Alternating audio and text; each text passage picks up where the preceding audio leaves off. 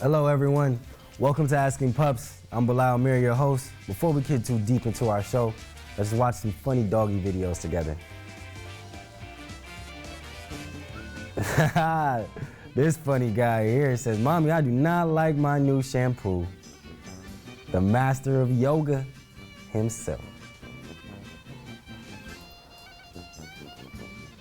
Aww, she's so chill, she just wants to watch TV. Aren't they all just adorable?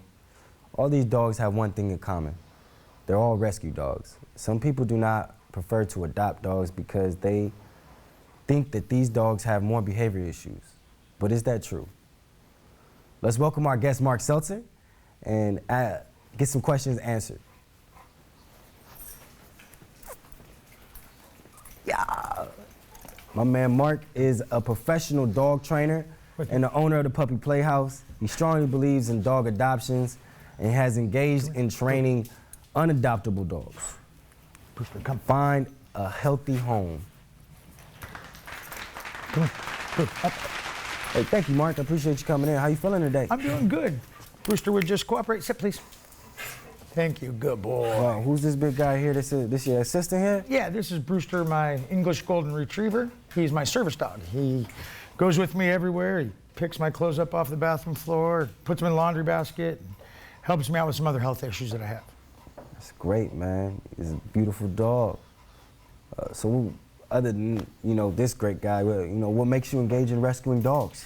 Well, we own a dog daycare boarding facility called the Puppy Playhouse here in Costa Mesa. And we've been rehabilitating dogs for multiple rescues for years.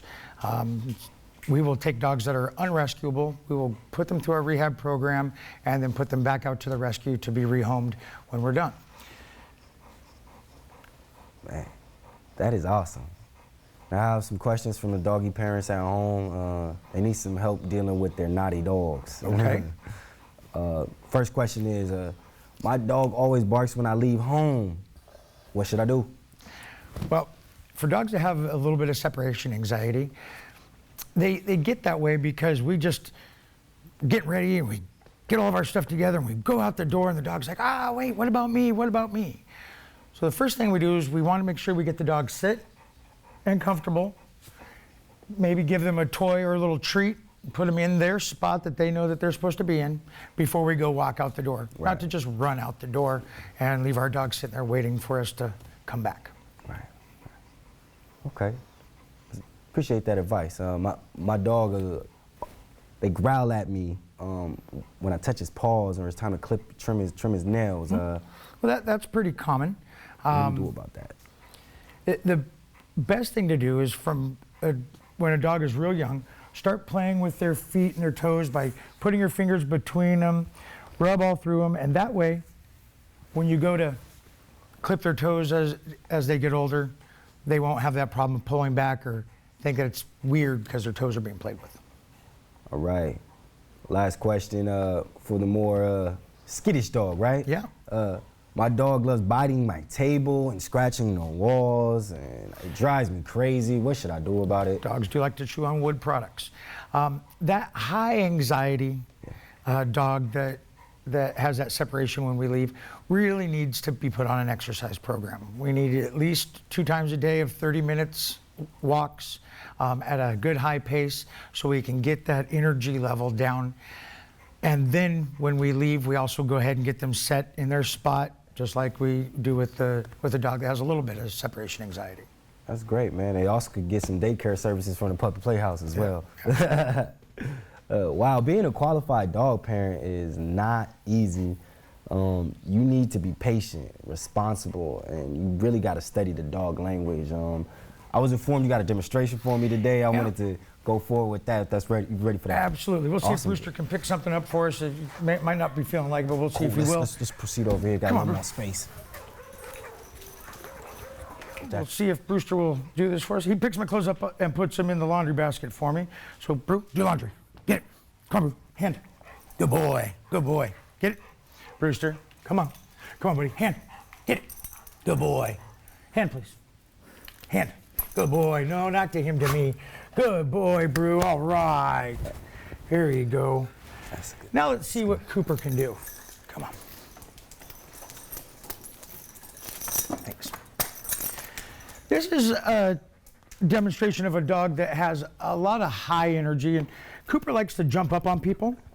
Oh, thanks, Cooper. And the way that we go ahead and stop that jumping is we move into the dog instead of away from the dog. As if we move away, the dog moves towards us still. Right. But if we move into the dog goes down.